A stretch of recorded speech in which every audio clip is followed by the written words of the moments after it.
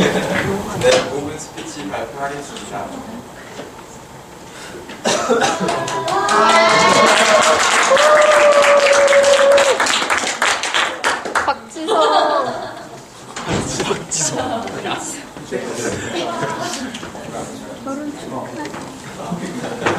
네,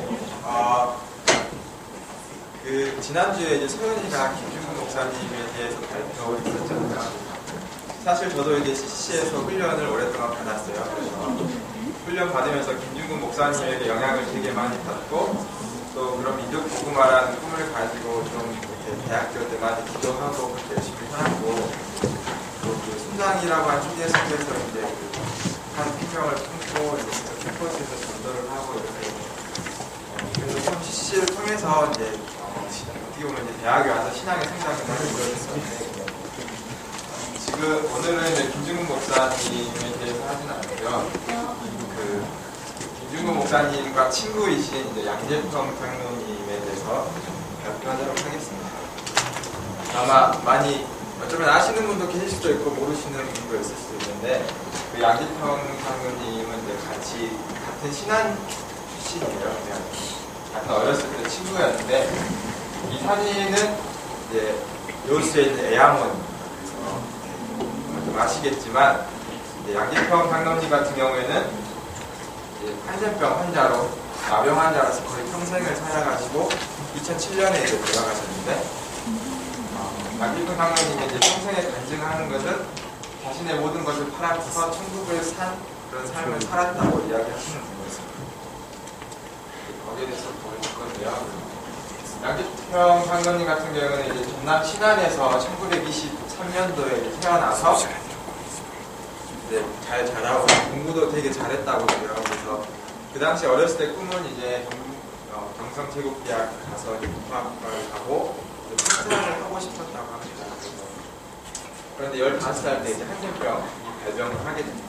그래서 학교에서 쫓겨나고 이제 아버지랑 숨어 살다가 그러다가 다시 마을 사람들한테 들켜가지고 어쩔 수 없이 요수 애양원에 오게 되는데, 그 애양원에 가서 이제 손양호 목사님을 만납니다. 손양호 목사님 잘 아시다시피 한센병 환자들을 위해서 평생을 이렇게 헌신하시다가 순교하시는 목사님인데, 그곳에서 이제 손양호 목사님을 만나고 거기서 예수님을 영접하게 되고 그렇게 살아가는데, 그러다가 이제 손양호 목사님께서 이제 순교를 하시게 되는데, 그 순교했던 그 해에 양재평 장로님은 이제 시력을 잃게 됐어요.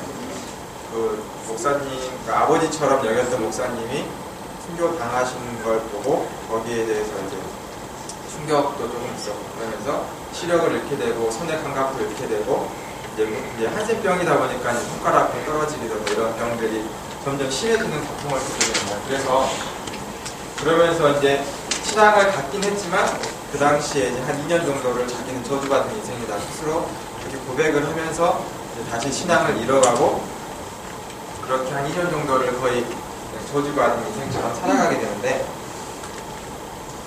그러면서 이제 하루는 다시 이제 예수님의 음성을 듣게 됐다.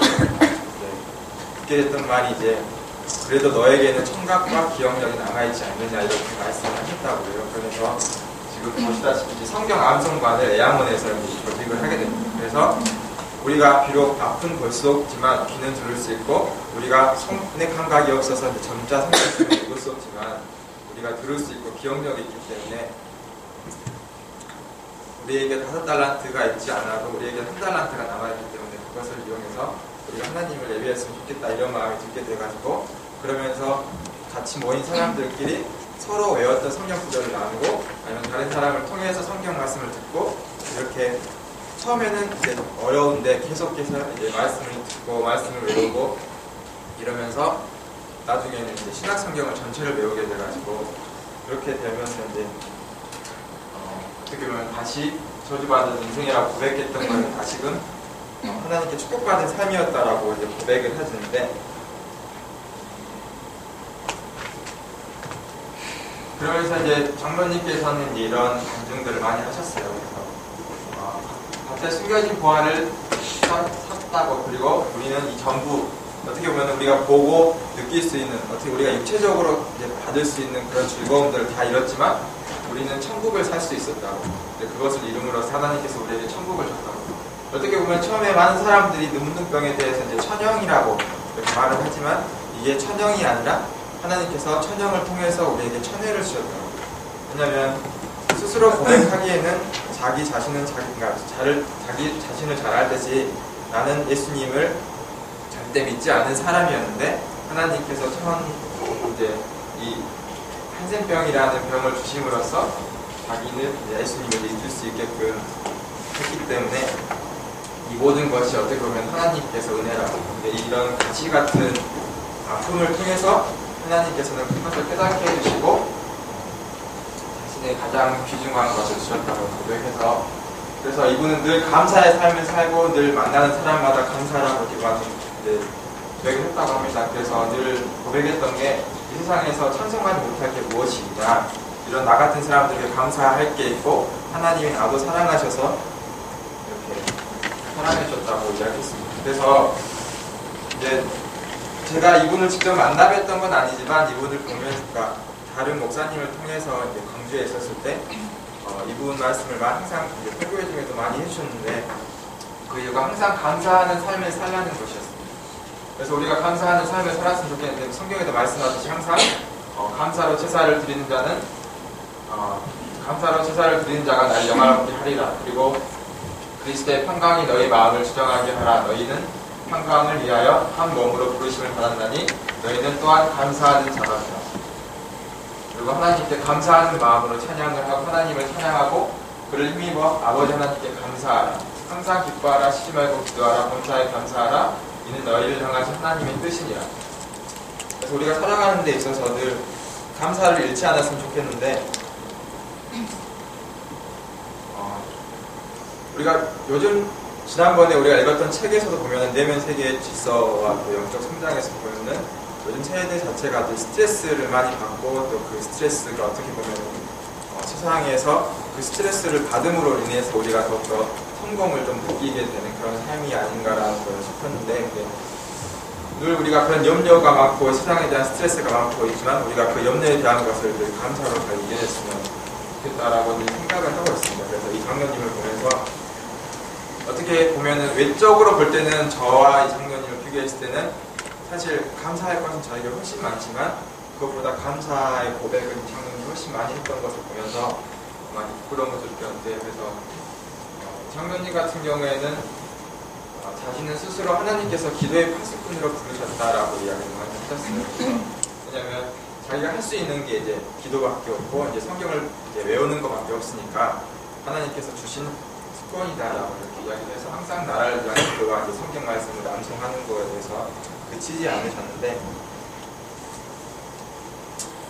그래서 고백하는 게 한센병에 걸린 것은 하나님이 나를 구체적으로 사랑하시는 은혜다라고 이렇게 고백을 하셨습니다. 그래서 이제 이런 두 분의 삶을 비교했을 때 같은 신학군 출신이지만 한 사람은 이제 거의 매년 10,000명이 모이는 그런 청년 대학생들을 키우는 그런 지도자로 세우셨지만 다른 한 사람은 누가 보기에도 참 볼품없어 보이고 문둥병에 걸려서 이제 앞도 못 보고 감각도 없고 이렇게 살아가는 볼품없어 보이는 인생이지만 하나님께서 또 다른 방법으로 이렇게 장로님을 부르셔가지고 그 애양원이라서 그 교회에서 하나님을 섬길 수 있게 또 그 교회를 섬길 수 있게 이렇게 부르셨다라는 것을 보면서 하나님께서는 이제 어떻게 보면 이제 이 장로님에 대해서 우리가 그렇게 평가를 할 수 없잖아요. 그래서 하나님께서 이 장로님을 향한 그리고 우리를 향한 계획과 사랑을 우리가 알 수는 없지만 그래도 그 우리를 향한 하나님의 사랑은 똑같다라는 것을 생각하게 돼요. 그래서 하나님께서는 진짜 그 우리 한 사람 한 사람들을 위한 그 사랑을 가지고 계시고 또 계획을 가지고 계시다는 것을 늘 생각하면서 또한 이분을 보면서 늘 스스로 다짐을 해보고 묵상했던 것 같아요. 그래서 이제 항상 보면서 내 자신 외적으로는 더 내가 안 초라해 보일지 모르지만 이분과 비교했을 때는 하나님 앞에 비교했을 때는 내가 정말 한없이 초라하다는 생각을 많이 들었어요. 왜냐하면 하나님 앞에 나아가는 마음이라든지 하나님을 예배하는 마음이라든지 이런 것들이 하나님 보시기에 어쩌했을까라는 것을 많이 생각하게 되는데, 그러면서 이제 이분을 소개하게 된 이유도 여러분들이 그런 감사하는 마음으로 하나님의 사랑을 또 하나님의 계획을 잘 받았으면 좋겠다는 생각에서 이렇게 소개했습니다. 그래서 마지막으로 드리는 말씀은, 하나님은 여러분 한 사람 한 사람들을 사랑하시고 또한 여러분 한 사람들을 위한 놀랍고 특별한 계획을 가지고 계시다라는 것을 늘 명심하셨으면 좋겠고, 또 그 하나님의 사랑과 은혜에 맞게 우리가 그 삶을 살아갔으면 좋겠습니다. 감사합니다.